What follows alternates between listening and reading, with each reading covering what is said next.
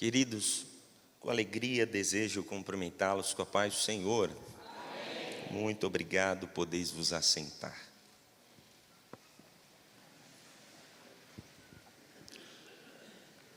Graças a Deus, glória ao nosso Deus, por mais este momento reunido com os irmãos. Sou muito grato ao Senhor e tenho sido muito bem tratado, melhor do que mereço, e sou grato a Deus por todo o cuidado dos irmãos. E eu quero nesta oportunidade, neste momento, fazer uso da palavra de Deus. Você que tem o seu material em mãos, hoje eu estarei ministrando, compartilhando essa aula, nessa plenária, Eclesiastes, capítulo de número 10. Muito obrigado.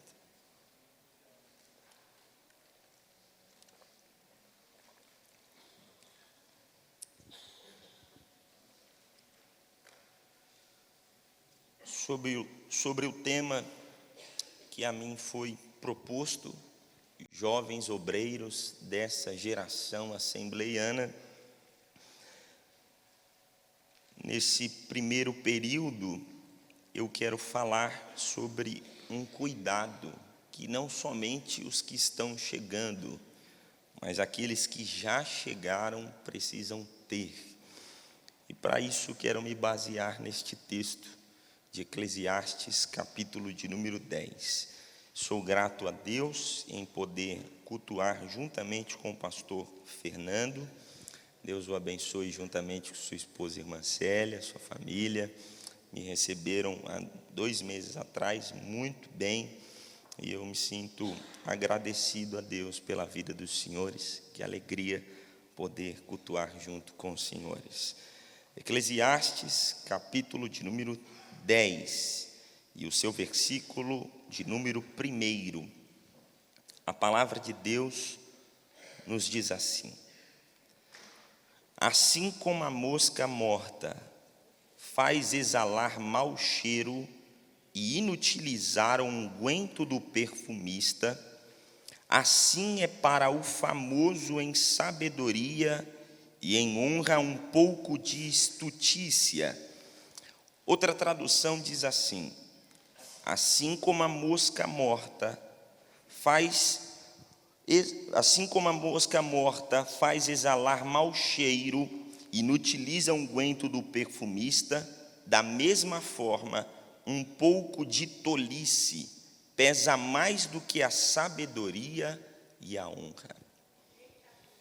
Eu quero falar com vocês sobre um tema que Deus pôs ao meu coração, e eu quero falar sobre o seguinte tema: pequenas coisas, grandes efeitos.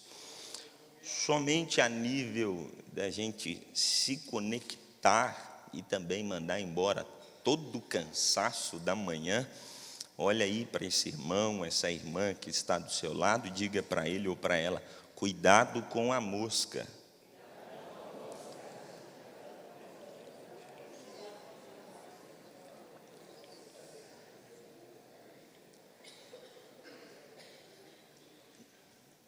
Com esta aula, esta plenária, eu quero, debaixo da direção do Espírito de Deus, juntos, nos envolver a ponto de espantar aquilo que sobrevoa a nossa cabeça, aquilo que tenta roubar o propósito de Deus sobre a nossa vida. Para nós iniciarmos este momento, é necessário nós nos conectarmos a este texto, a esse livro, entendendo a definição do livro de Eclesiastes. O livro de Eclesiastes, o seu nome, o nome que leva a este livro, a definição do nome do livro Eclesiastes, significa talvez 2 coisas, ou melhor, significa 2 coisas. A primeira é uma definição como pregador, e a segunda é como homem da Assembleia? Resumidamente, de forma bem objetiva, é alguém que se levanta como um porta-voz de Deus para anunciar, para dar um conselho de sabedoria a cada um de nós. O livro de Eclesiastes, ele relata um homem que se levanta como portador de uma mensagem regada de sabedoria, uma mensagem regada de instrução da parte de Deus para a melhor conduta da nossa vida, para a melhor condução da nossa vida para com Deus. E essa instrução, essa sabedoria que o livro de Eclesiastes repassa a cada um de nós, é tanto para aquele que escuta falar deste livro, como também aquele que lê este livro. No livro de Eclesiastes há muita sabedoria de Deus para nos dar instrução. Este homem que se levanta como homem da Assembleia, ou como portador de uma mensagem poderosa, é nada mais, nada menos do que Salomão. Há muitos estudiosos que chegam a concordar que o livro de Eclesiastes é escrito por Salomão. É verdade que alguns, eles não concordam, mas muitos sinais deixam claro que Salomão é o escritor deste livro. E Salomão, como um homem da Assembleia que se levanta, um portador de uma mensagem regada de sabedoria, escreve este livro a nós. E o livro de Eclesiastes, escrito por Salomão, é um livro que Salomão escreve em sua velhice.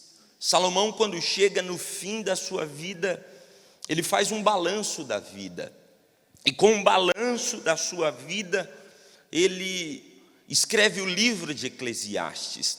Ele já havia adquirido muita sabedoria, passado por diversos caminhos, e ele entende que a grande parte da vida dele, que foi vivida longe de Deus, distante de Deus, ele entende como uma necessidade de escrever um livro como esse. Alguns dizem que o livro de Eclesiastes, ele nos apresenta o que nós não devemos fazer, como nós não devemos nos portar e o caminho que nós não devemos seguir. Há muitos conselhos em Eclesiastes que nos apresenta caminhos que nós não devemos trilhar. Só que Salomão, ele não escreve este livro apenas por escrever. Ele escreve este livro com um propósito.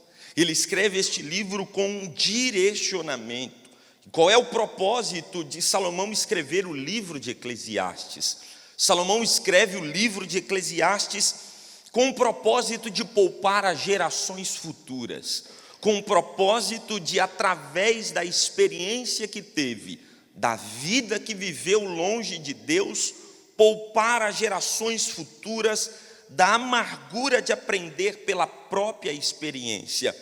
É mais ou menos uma pessoa de mais idade, uma pessoa que tem mais experiência, que às vezes chegam para nós jovens e diz: eu já passei por isso, eu já enfrentei isso. Eu lembro quando mais novo, enfrentava algumas intempéries da vida, ou chegava o meu pai, ou a minha avó, ou alguém de mais experiência, e dizia uma frase que para o jovem, na tenra idade, é de tamanha irritação, como dizendo: eu já passei por isso. Mas quando dizem isso, não é para o mal. Eu entendi isso posteriormente.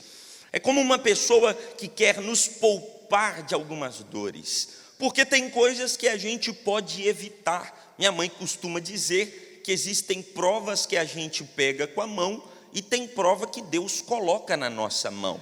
A que Deus coloca na nossa mão não tem como evitar, mas tem umas que a gente pega com a mão, tem umas que a gente abraça, que a gente beija, que a gente quer viver com ela, mas tem gente que já passou na nossa frente e quer nos poupar. É o que Salomão está fazendo com o livro de Eclesiastes. Ele está querendo nos poupar de algumas experiências que nós não precisamos enfrentar. Uma das experiências que ele deixa claro é que a vida longe de Deus não tem sentido. Que a vida longe de Deus, talvez se você conhece um mineiro, e eu já estou morando 5 anos e meio no estado de Minas Gerais, eu já sei conjugar os 3 principais verbos do mineiro: o ai, sou e trem. Então eu já estou culturalizado com Minas Gerais. E o mineiro, quando algo não tem sentido para ele, ele diz: isso não tem base. O mineiro diz isso. O Salomão está querendo dizer que a vida longe de Deus não tem sentido, que a vida longe de Deus não tem base, que a vida longe de Deus é uma vida sem sentido algum. Como um portador de uma mensagem, como um pregador para anunciar uma mensagem, Salomão é como se ele pegasse em nossas mãos e nos levasse a uma jornada reflexiva, nos levasse a uma jornada de uma compreensão por meio de sua vida. Salomão, como um homem rico que foi, experimentou tudo que experimentou, ele chega a uma conclusão em sua velhice.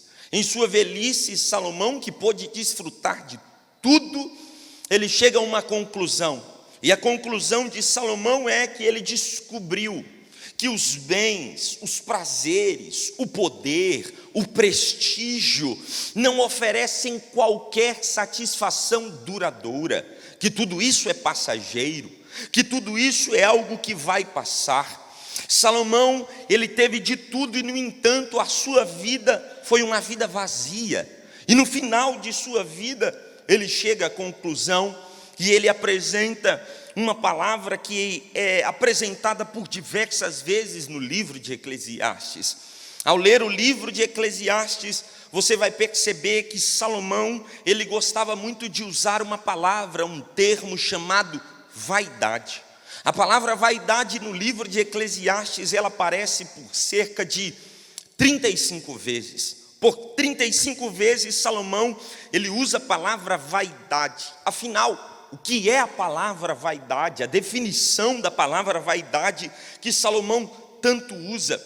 A palavra vaidade significa algo vazio, futilidade, de tudo aquilo que desaparece rapidamente como vapor. Salomão apresenta esta definição, e ele diz que a vida longe de Deus é uma vida vazia, uma vida fútil, que não tem sentido, deixando sempre muito claro em todo o seu livro, que o nosso viver e a nossa vida tem um propósito, que a nossa vida não é uma vida vã, que a nossa vida não é uma vida sem sentido, que o nosso viver não é vão, desde que esteja atrelado à vontade e o propósito de Deus, que a nossa caminhada com Deus, ela sim tem sentido, que a nossa vida com Deus, ela tem um propósito sobre todas as coisas. Isso que Salomão ensina com frequência neste livro, isso que Salomão também quer nos ensinar em todo este livro, é que o verdadeiro propósito da vida está atrelado a uma vida com Deus, que nós encontramos o propósito da vida quando nós estamos vivendo com o Senhor. A conclusão sobre o verdadeiro sentido da vida que Salomão vai nos apresentar, ele deixa claro que não se encontra no dinheiro, que não se encontra no prazer, que não se encontra nem no trabalho e nem tampouco na popularidade. Tudo que se conquista longe de Deus é vazio, é oco, é sem sentido, não há um propósito verdadeiro. A melhor definição da palavra vaidade, eu deixei aí no material que você tem em mãos, é a definição de um escritor que ele diz as seguintes palavras: vaidade é aquilo que resta depois que se estoura uma bolha de sabão. Salomão está dizendo que esta vida longe de Deus é uma vida sem sentido, que nós precisamos nos atrelar e viver com o Senhor. Mas é interessante que no livro de Eclesiastes, Salomão nos apresenta muitos conselhos. E dentre tantos conselhos que Salomão nos apresenta, está o do capítulo de número 10 e o do versículo de número 1, onde Salomão, dentre tantos conselhos, Salomão vai falar de uma arte antiga, a arte de um perfumista, o trabalho de um perfumista. E com isso ele consegue atrelar o trabalho de um perfumista, uma arte antiga, e ele consegue fazer um contraponto. Ele consegue nos apresentar a sabedoria versus a insensatez, a sabedoria versus a loucura. Salomão ele usa a imagem, o trabalho, o artesão como um perfumista. Ele apresenta a imagem de um perfumista para nos definir a sabedoria versus a insensatez. O perfume ou perfumista é uma das artes mais antigas da humanidade. E Salomão ele vai nos conectar, ou tentar nos conectar, nos apresentando a arte ou o trabalho deste homem, do perfumista. Tanto os homens quanto as mulheres, eles usavam perfume nos dias bíblicos. E hoje também, graças a Deus, graças a Deus. O Salomão ele tenta nos conectar. E nessa conexão ele apresenta um descuido do trabalho do perfumista. Ele apresenta o trabalho deste homem, como ele executava isso, não de forma muito clara, mas de forma implícita. E na historicidade conseguimos compreender, e é isso que eu quero fazer, conectar aos irmãos ao sentido do que Salomão estava querendo definir no capítulo de número 10 e o versículo de número 1. Salomão vai apresentar um homem perfumista com a sua arte, o seu trabalho, e ele diz que no meio deste trabalho, este homem tem um descuido, e por meio deste descuido, uma mosca, algo tão insignificante, algo tão pequeno e aparentemente inofensivo, cai no frasco desse perfumista e consegue estragar todo aquele precioso trabalho.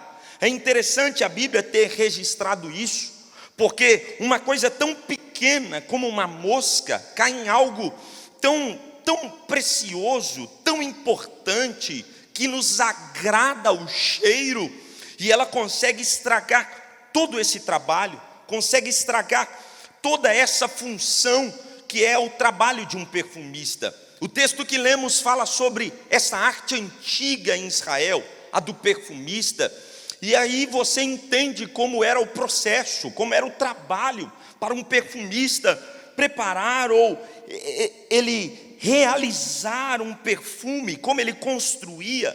No tempo antigo, fazer um perfume dava muito trabalho, e tinha algumas etapas, pelo menos ele passava por 3 etapas, ou até poderia incluir uma etapa a mais. A pessoa chegava até o perfumista, e ela declarava a ele o que ela gostava, qual era o cheiro que ela gostava. Como hoje, você vai comprar um perfume, e você diz, eu gosto de um perfume de um cheiro mais amadeirado, eu gosto de um perfume de um cheiro mais adocicado.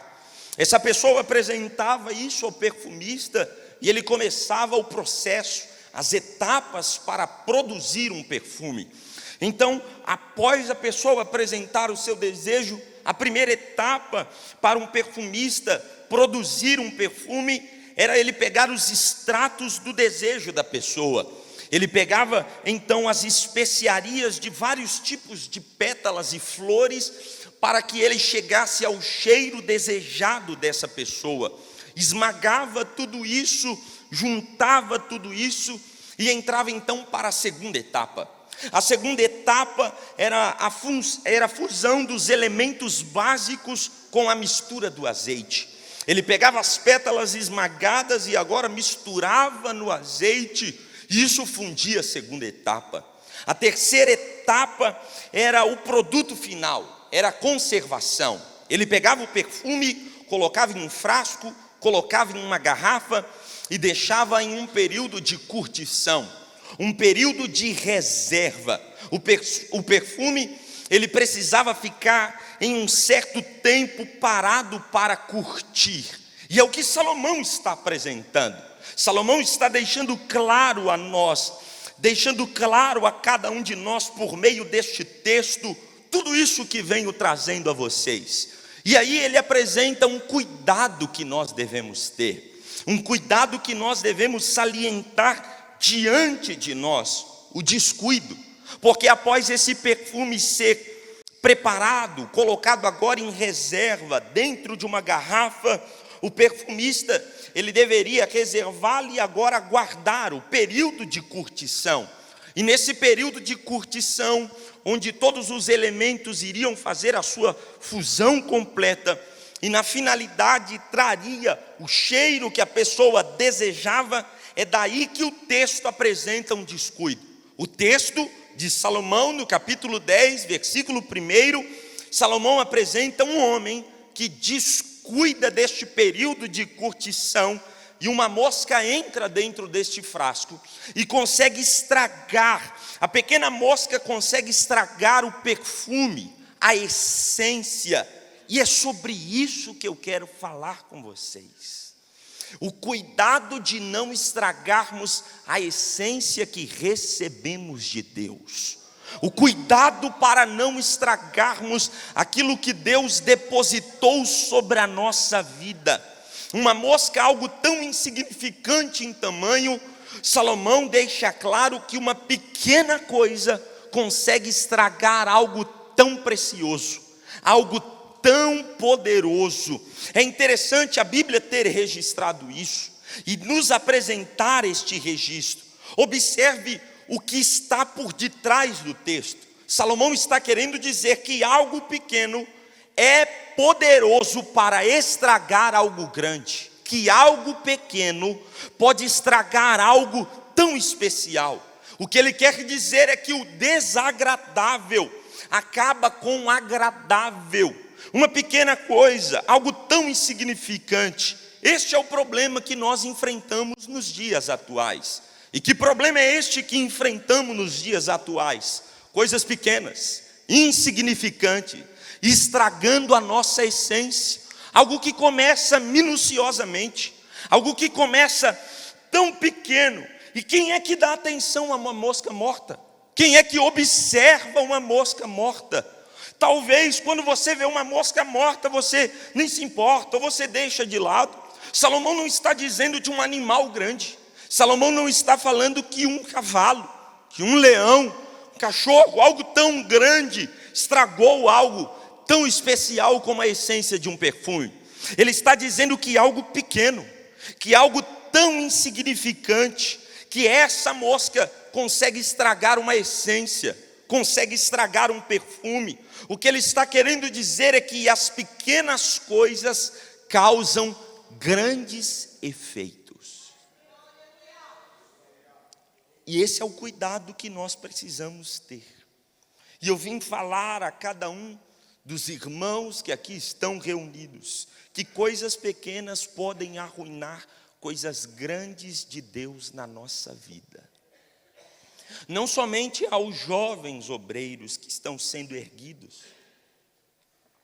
mas alguns que talvez, se você colocar a mão na consciência, você vai recordar alguém que era tão intenso, alguém que vivia tanto com Deus, mas por meio de pequenas coisas foi se afastando, se afastando, se afastando, ao ponto que hoje não exala mais um perfume agradável, que hoje já não exala mais um perfume que faça certamente a diferença.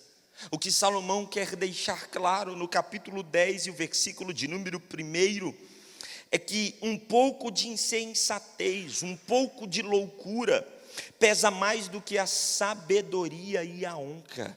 Que você viver uma vida ilibada, uma vida diante de Deus, se você não tomar o devido cuidado, algo tão pequeno, a palavra insensatez que ele define aqui é como tolice, loucura, que uma pequena tolice, que uma pequena loucura pode colocar em xeque tudo aquilo que foi construído a longo tempo, que tudo aquilo que foi construído há tanto tempo pode ser destruído.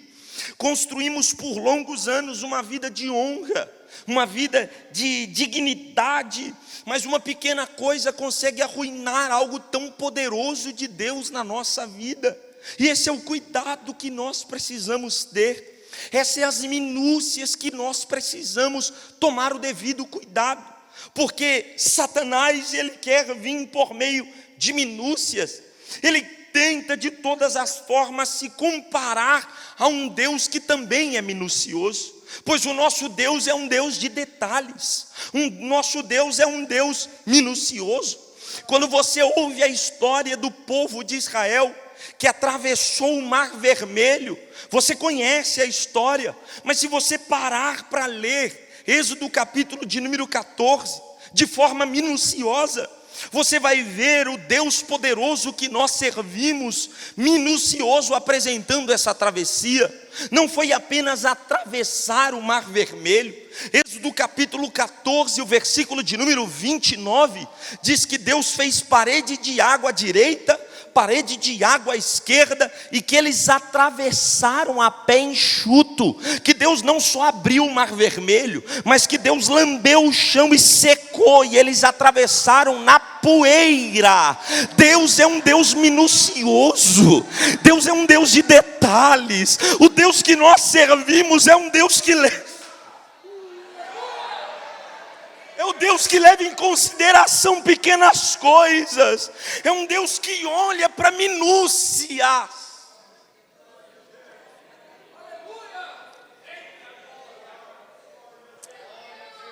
E eu falo debaixo de autoridade de Deus nesta manhã. Deus vai te guardar de perder a tua essência. Oh, Jesus amado.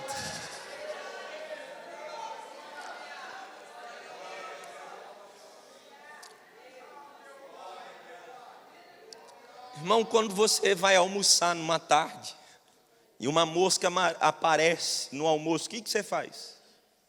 Se é uma mãe, pega um pano de prato. Você faz assim, sai. Espiritualmente, nesta manhã, o céu veio nos convidar a espantar aquilo que está tentando rondar a nossa cabeça. O Senhor veio nesta manhã nos convidar a espantar o que está diante de nós. Ainda é pequeno, mas Deus veio dizer: eu vou cessar, eu vou paralisar, eu vou neutralizar, porque há uma essência preparada, algo que eu escolhi e não pode ser perdido. Olha o que diz Eclesiastes 7:1. Por favor, me ajude. Melhor é a boa fama do que o melhor unguento, e o dia da morte do que o dia do nascimento de alguém. Outra tradução diz assim: uma boa reputação vale mais do que o perfume caro.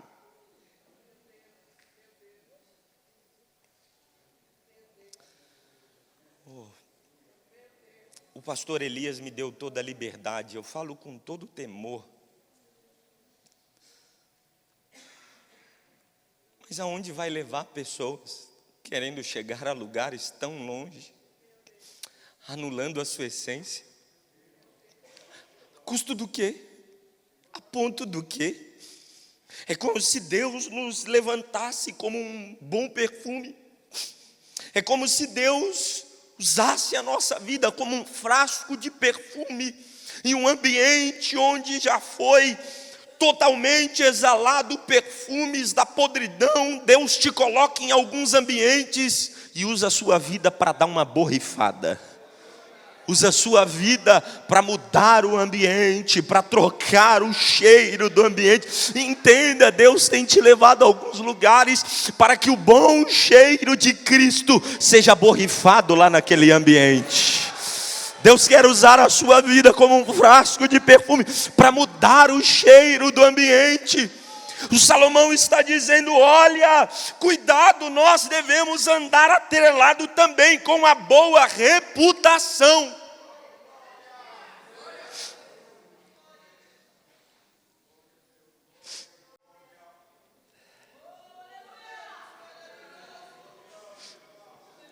Me permita,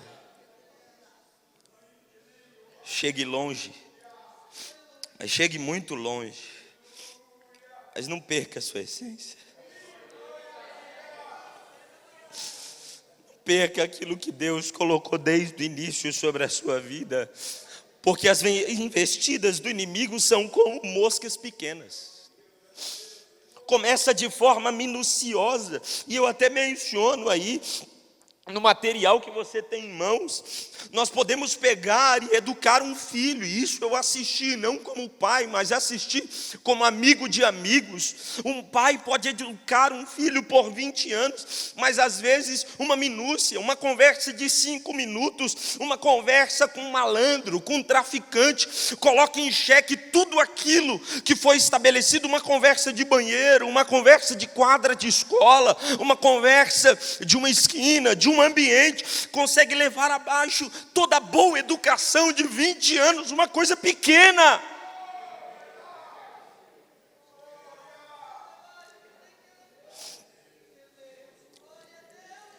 Uma moça educada pelos pais sobre a pureza, sobre a vida com Deus, e 5 minutos de conversa com um malandro põe em xeque toda a pureza. Falo isso com muito temor debaixo da palavra de Deus. Escute com muita maturidade.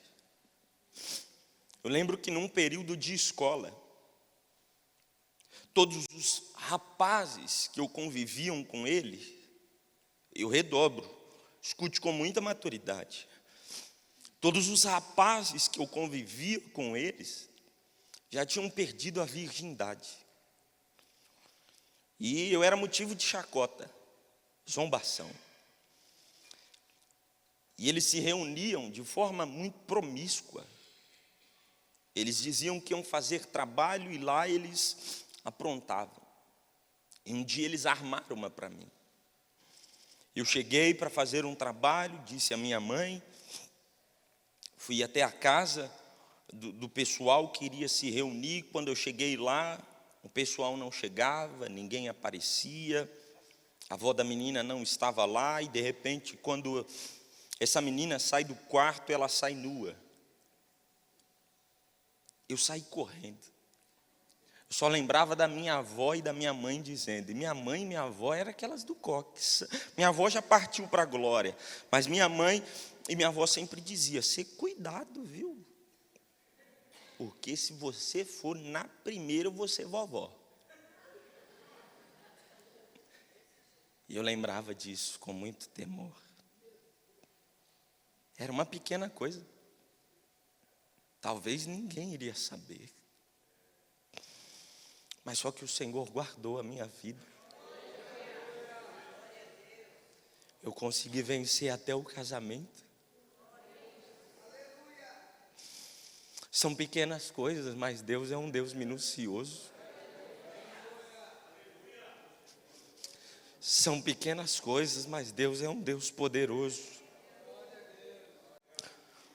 No dia que eu recebi a notícia que eu não poderia ser pai, eu lembrei de uma irmã que veio do Piauí. E essa irmã era muito perigosa. No bom sentido. E essa irmã, tomada por Deus, disse, eu cuidarei de você. Seu futuro está em minhas mãos. E tu serás pai de filhos. Ela falou no plural. Então eu estou no primeiro, vai vir mais 2. Programação minha e da minha esposa são 3 no total. E eu me agarrei àquela palavra. E quando a médica disse, não dá, endometriose, não tem como, não vai ter. Meu avô morre num sábado. Eu fico a semana inteira na casa da minha avó para cuidar da minha avó e da minha mãe. Minha esposa volta por causa do internato. E quando eu retorno para casa, minha esposa tinha fechado a porta do quarto. E eu imaginei, porque todas as vezes que eu faço uma viagem como essa, ou ela viaja em um plantão, fica alguns dias fora, quando volta, eu preparo uma gracinha, um bilhetinho, algo do tipo. Fica a dica, porque é aula, né, irmão? Fica a dica, né, irmã? Prepara alguma coisa e deixo lá um bilhetinho, algo do tipo. Quando eu voltei para casa triste, eu passei a semana inteira sem chorar, eu falei, meu bem, eu vou fazer o que o meu avô fazia aqui a semana inteira, palhaçada, brincadeira, vou brincar com ela, não vou deixar ela chorar, vou alegrar elas. Quando eu volto para casa, a porta do quarto trancada, eu imaginei, ela preparou alguma surpresa para mim. Eu desfaço a mala no outro quarto, ela diz, agora pode entrar. Quando eu entro, tem um tripé com um celular no canto, e quando eu olho para a cama, tem um bilhetinho, parabéns, você foi promovido a papai. Meu Deus, meu avô tinha morrido em uma semana, na outra semana Deus anuncia a vida que viria.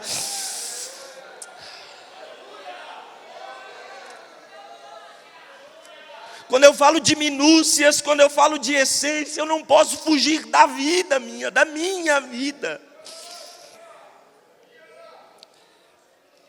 Quando eu conheci minha esposa, eu disse para ela o seguinte: você já tem nome de filhos? Ela falou, não pensei não. Isso eu não tinha nem pedido ela em casamento ainda. Mas eu sabia que ela ia casar comigo, que eu ia casar com ela. Eu disse, eu tenho um nome, Benjamin. Eu estudei a história desse moço. Isso mexeu muito comigo. Eu disse para Deus que meu primeiro filho ia viver o significado do nome Benjamin. Benjamin, ele chegou após a morte do meu avô materno. Filho da mão direita, o filho da alegria. Quando aquela boquinha não tinha dente, eu chamava ele de boquinha careca. Quando aquela boquinha careca mostrava a gengiva, não tinha quem não ria. Ele chegou já em tantos ambientes de pessoas que não se abrem, e quando ele abria um sorriso, as pessoas se derramavam. E eu lembro que quando eu disse isso para minha esposa, ela disse, tudo bem, vai ser Benjamin. No outro dia, minha sogra manda uma mensagem dizendo, eu tive uma visão.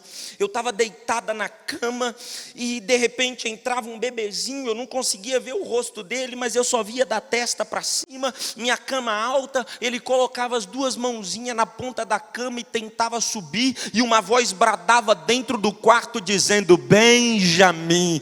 A minha esposa mãe, o Raduante contou, ela contou o quê? Ele quer colocar o nome do filho de Benjamin. Deus é um Deus de minúcias. O que eu quero te dizer é que Deus vai levar em consideração detalhes que têm sido preservados. Deus nesta manhã veio dizer, eu abrirei a gaveta de projetos, colocarei em cima, escute que isso é profético, e eu vou deixar o Espírito me direcionar. Eu abrirei gavetas de projetos que colocarei em cima da mesa novamente, e digo, vou executar minúcias, que para você foi esquecidas, mas que há um registro e eu guardei, e vou executar.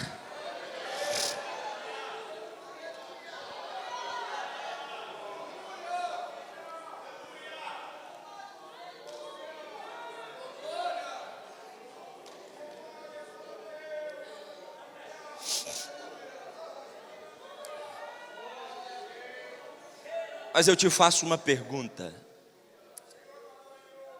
um tanto quanto de confronto. Quanto perfume você tem jogado fora por causa de algo tão pequeno?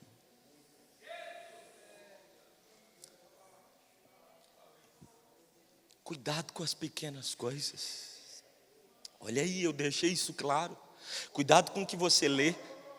Cuidado com o que você fala. Cuidado com o que você gosta de conversar. Cuidado com quem senta na sua mesa. Cuidado com as suas amizades. Cuidado com quem envolve você. Cuidado com todas estas coisas. Se não dá para se relacionar, corta. Sua mesa não é mesa de intrigas, de fofoca, de falácias. Sua mesa não é ambiente de pessoas se reunirem para falar mal de outras pessoas. Lembre-se, quando a mosca cai no frasco de perfume, olhe, eu deixei isso claro para você gravar. Lembre-se, não é a mosca que fica perfumada, é o perfume que apodrece. A mosca caindo no frasco não vai ficar cheirosa, ela vai apodrecer.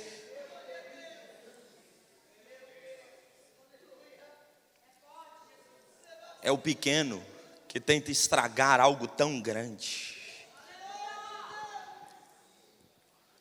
Só uma pergunta assim, dá uma quebrada no gelo. Quem gosta de perfume, irmão? Graças a Deus, né?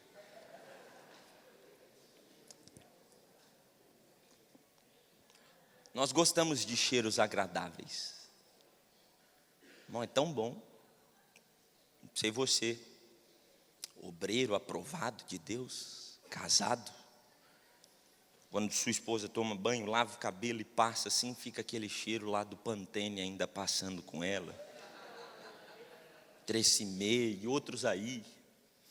A gente gosta de cheiro agradável. A gente gosta de perfume. Só que Deus também gosta.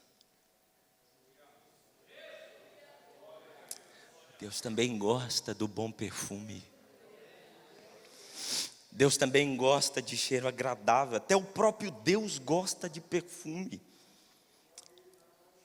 Quando o povo passa pelo dilúvio, Noé, em Gênesis 8, 21, ele entrega uma oferta ao Senhor. E o texto diz assim: o Senhor sentiu o aroma agradável e disse a si mesmo: nunca mais amaldiçoarei a terra. Por causa do perfume, de um aroma que alguém deixou diante de Deus. No livro do Êxodo também, eu deixei isso anotado a vocês. Quando nós vemos os preparativos para a produção do tabernáculo, a instituição dos sacrifícios, nós descobrimos que o próprio Deus, Ele pediu, Ele estabeleceu para que tivesse um bom perfume. O perfume, Êxodo capítulo 30, versículos de número 22 ao 25. Em resumo desses versículos, o Senhor disse a Moisés: junte as seguintes especiarias e apresente as especiarias para o preparo do perfume.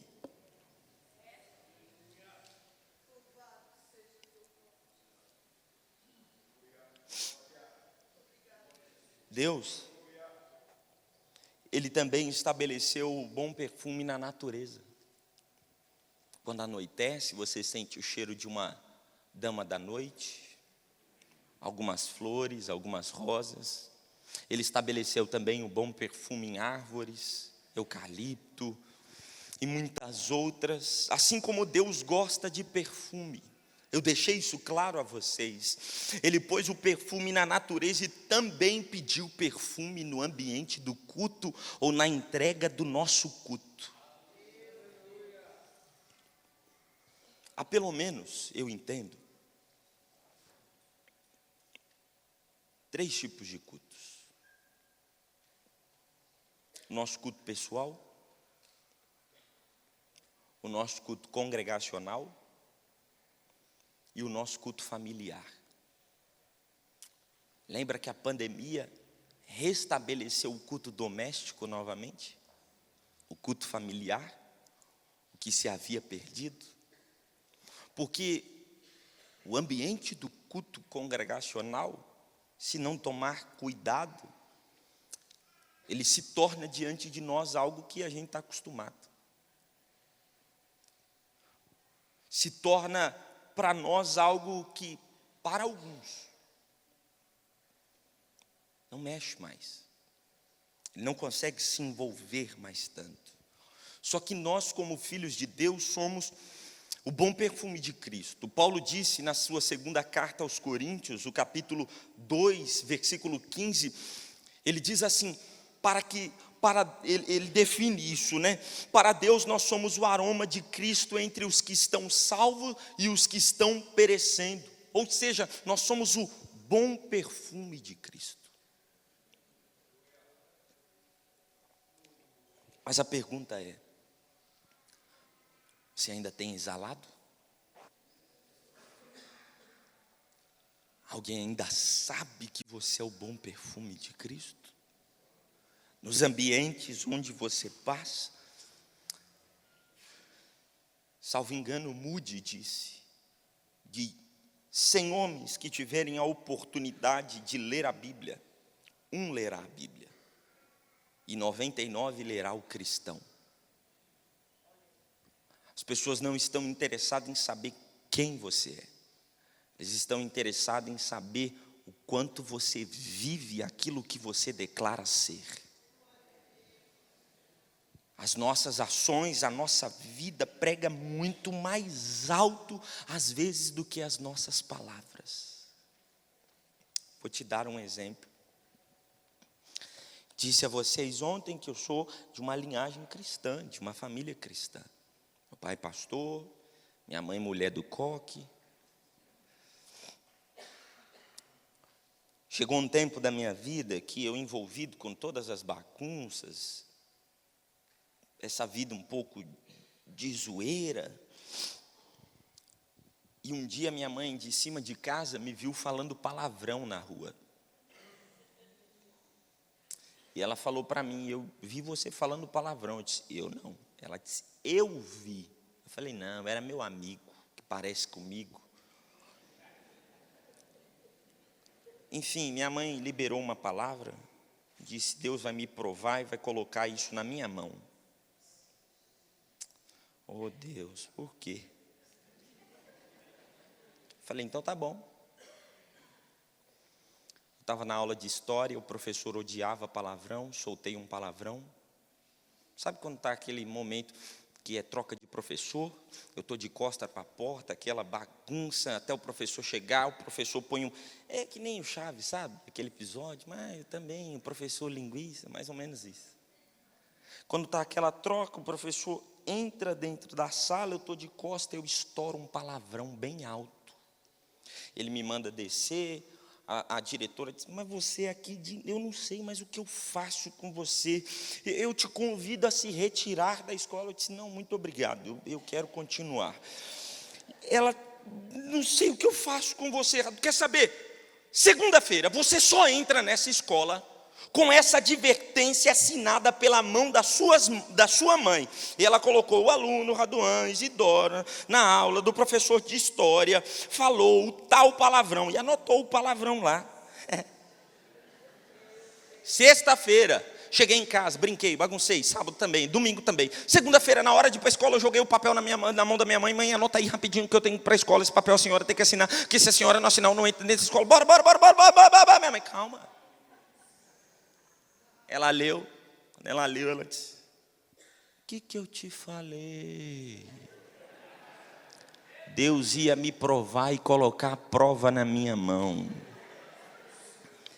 Não bastava isso. Quando eu cheguei de noite da escola, ela falou: você vai conversar com seu pai. Meu pai é um policial aposentado, e na época da polícia militar, ele fazia a prova psicotécnica. Eu preferia tomar uma surra do meu pai que conversar com ele. Sentei, ele começou a conversar. Ele disse: e aí, fiquei sabendo que sua mãe falou que você falou palavrão, né? Eu disse: foi, pai, falei. Ele disse: eu só quero te dizer uma coisa. Você já viu o pai falando palavrão em casa? Eu disse: nunca, pai. Ele disse: então vamos fazer um acordo? Eu disse: tudo bem.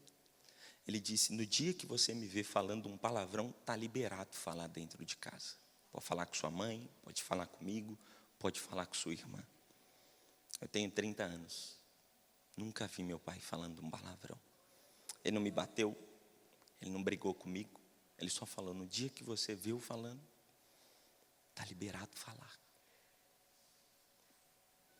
Ele deixou um exemplo. Ele é um exemplo. Por meio da essência dele, ele deixou algo claro diante de mim. É sobre isso que eu estou falando com vocês e caminho a concluir. Como bom perfume, nós atraímos moscas. Como bom perfume, nós atraímos coisas desagradáveis. E na grande maioria, moscas são atraídas por aquilo que é doce. Talvez há algo rondando você, mas só que o Senhor veio te dizer: eu posso te dar a proteção para espantar todas essas minúcias.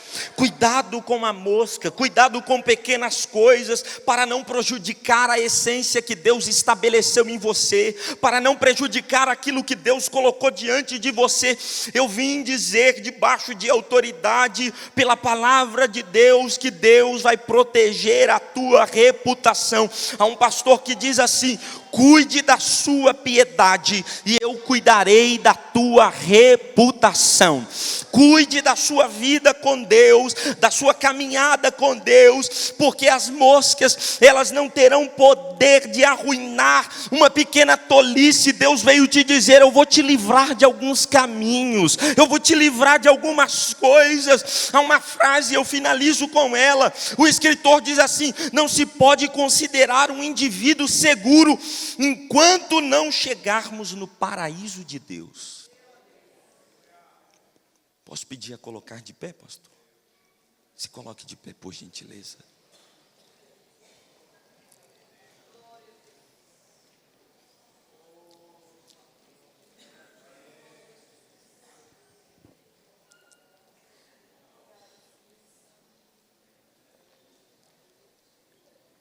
Iniciamos essa primeira plenária com uma reflexão.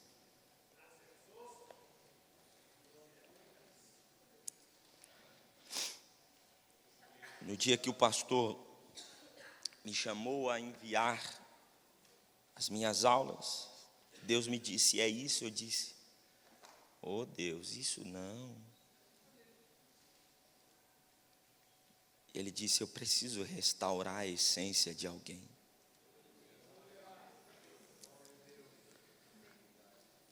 Às vezes a válvula do perfume quebra. Aí a gente chama uma consultora, sei lá, Natura, Avon, Jequiti. Troca a válvula. Troca o pininho. Talvez não está perfumando mais, não sai, não borrifa.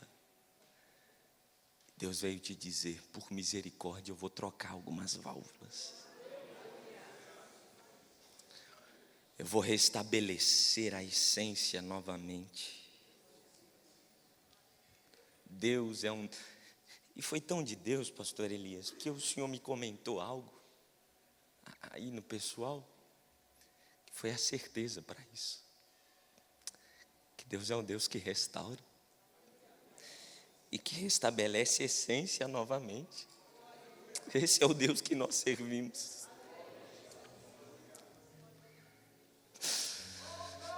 Feche os seus olhos, por gentileza. Eu quero te convidar neste momento. Eu sei que é aula, mas só que Deus veio tratar com a gente. Eu preciso deixar o Espírito fluir nessa direção. Feche os seus olhos e coloque diante de Deus o que é que tem tentado romper, anular a essência de Deus. Conta para Ele qual é a pequena mosca que está tentando arruinar aquilo que Deus estabeleceu na sua vida. Eu não sei se é alguma coisa tecnológica, eu não sei se é alguma situação, alguma pessoa, mas Deus veio dizer, e eu falo com muita certeza, debaixo da direção de Deus, mas só que Deus veio dizer: eu vou livrar de adultério, eu vou livrar de quedas.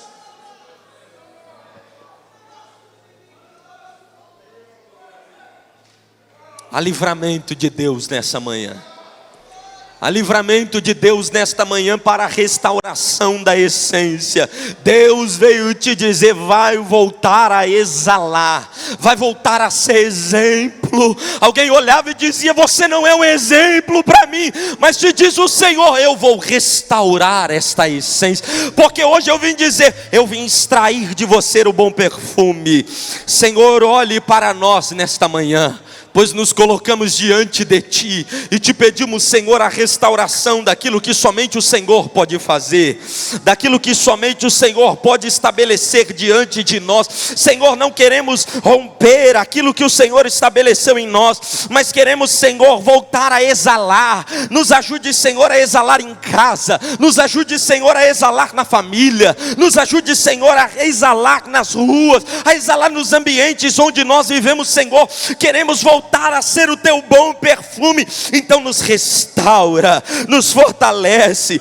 Senhor, se for necessário trocar válvula, se for necessário, Senhor, ajude. Quebre, Senhor, este coração de pedra. Restabeleça este homem, esta mulher, para a glória e louvor do teu nome. Mas nos ajude, Senhor, a voltar a exalar o bom perfume.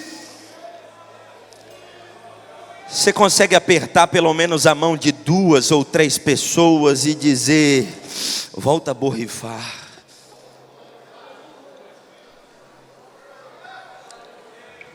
Fala para ele: se você já continua, se você borrifa, permaneça então.